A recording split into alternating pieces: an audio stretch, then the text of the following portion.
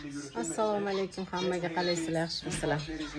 Shu kunlarda men bu orqamda yotgan aka bilan ba'zi bir oilaviy muammolar o'tkazdik boshimizdan. Nimalar bo'ldi va bu muammolar asosida nimalar qildik?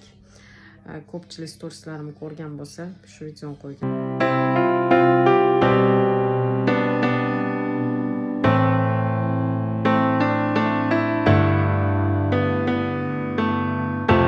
O'shanda ko'pchilik so'radi, nima bo'ldi deb. Nima bo'ldi? Qanaqa muammo bo'lyapti? Yordam kerakmi deb, Alloh rozi bo'lsin, yordam kerakmi deb yozganlardan. Nima bo'ldi deb ko'pchilik qiziqdi. Mana shu period biz uchun juda ham qiyin o'tdi, xotin. Necha yil, mana 15 yil yashab, 15 yildan keyin bizda qanaqadir oilaviy kelishmovchiliklar, qanaqadir muammolar kelib chiqyapti. Bu men uchun juda ham stressli состояние bo'ldi. Va qanaq qilib shuncha yillik erim, shuncha yillik turmushimiz davomandi. Keyin endi hozir ochiqdan ochiq sabab aytib bera olmayman, lekin men kutmagan narsalar, men xohlamagan narsalar bo'ldi. Keyin bu bo'ldida, okey, kechirimlar so'raldi va yashashda davom etdik. Sal o'tmasdan xuddi o'sha narsa yana qaytarildi. O'shanda men oxirgi nuqtani qo'ydim. Hattoki shunaqa o'sha paytda shunaqa siqildimki, mana shu yaqin kunlarda bo'layotgan narsa bu, sizlarga sezdirmadim, lekin o'zimdan o'tganini o'zim bildim. Taxminan 4-5 kun oldin bo'layotgan narsa bu. Va shunaqa bo'ldiki, men o'yladim, bo'ldi biza naверное, мы разведёмся degan narsa aqlimga keldi. Men buni o'zbekchalab ishlatgim kelmaydi bu kalimani. Chunki juda ham yomon narsa, do'stimga ham, dushmanimga ham, hech kimga ravo ko'rmayman va bir marta og'zingizga oldingizmi bu kalimani, shayton o'shani ushlab olib, o'sha ish qildirmaguncha qo'ymaydi-da. O'shanga ichimdan shu narsa o'tdi, lekin tashqarimga chiqarmadim. Va Xudo asrasin, tavba qildim dedim.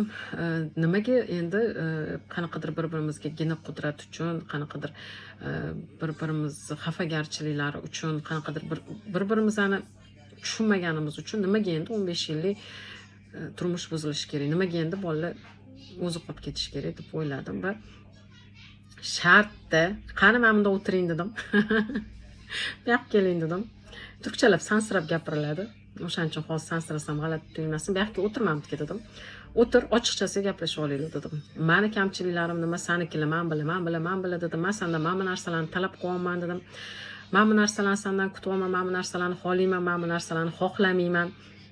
Bundan keyin mana bunaqa narsalarni qilmagin, mana bunaqa narsalarni okey kelishib qilishimiz mumkin, bir narsalar, xullas hammasini o'tirib gapirdim. Endi sen gapir dedim. Meni nima kamchiligim bor? Mendan nimalar kutyapsan va men nima qilishim kerak seni rozi qilish uchun deb hammasini gapirdim.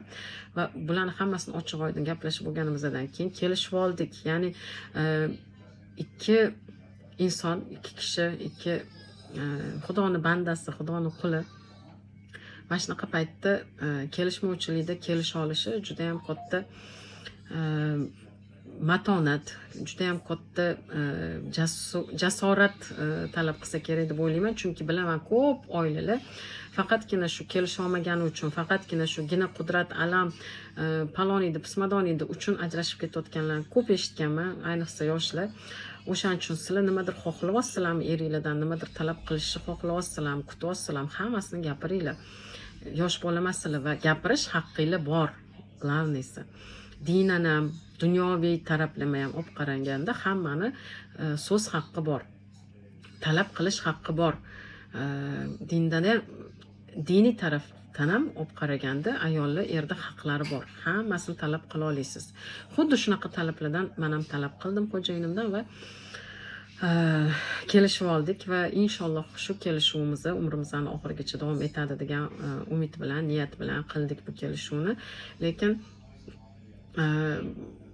men internetda ko'rsatilib o'tgan hayotlar hammasi menimcha emas, realni yolg'on, prosta faqat yaxshi tarafini ko'rsatishadi. Men hatto uchini chiqardim, ozgina aniq qildim. Lekin yana ham aytolmadim, 3-4 kun oldin yana xuddi o'shunaqa narsa bo'lgan edi. Chiqara olmadim. Ya'ni nimaga men uchun hammasi qilish kerak? Nimaga men uchun hamma o'ylanish kerak? gap so'z nimaga ko'payishi kerak dedimda, har doimgidek o'zbekcha andishadigan narsa kuchlilik qilib uni qo'ymadim, lekin o'sha kunlari shunaqa xohladim. Voy, mani duo qilinglar, nimalardir bo'lyapti manda deb noto'g'ri qaror berib qo'yishdan qo'rqdim. Shartda uzib kesib, umuman uzil kesil hal qilib yuborgim keldida, chunki men bo'ldi, bundan keyin men o'zim oyoqda tura olmayman. Bolalarni ham balki bir hafta, unda bir hafta menda qoladigan qilib bo'lishib olamiz. Bir narsalar o'yladim-da, xudo asrasin unaqa narsada. Men bolalarimga bunaqa hayot yashatgim kelmaydi. Va shunga aytganimdek nuqta qo'yib kelisha oldik va xudo xolisa hammasi bundan keyin yaxshi bo'ladi. Hamma bizga havas qiladi bilaman. Men o'zim ham havas qilaman o'zim oilamga. Lekin shunaqa havas qilinadigan oilalarni ham to'rtta devorini ichida nimalar bo'ladi, u oila biladi faqat. Internetda yolg'onlarga ishonmanglar, jumladan menikiga ham. Nimalar o'tkazdim boshimdan o'zim va eng yaqin singillarim bilishadi. Malika opam biladi, Dilnoz, Dilfoz biladi, boshqa hech kim bilmaydi. Faqat ular bilan maslahatlashaman chunki bunaqa narsalarni. Va yaqinlarni boriga shukr. Alloh hammaligidan rozi bo'lsin, shunaqa yaqinlar borligi uchun. Xullas shunaqa, nima qaror bersanglar ham Alloh qalbingizga xayrli qarorlarni solib qo'ysin va xayrlisini qilsin. Men vaqt ketkazib eshitganingiz uchun Alloh hammangizdan rozi bo'lsin. Allohga omonat bo'linglar.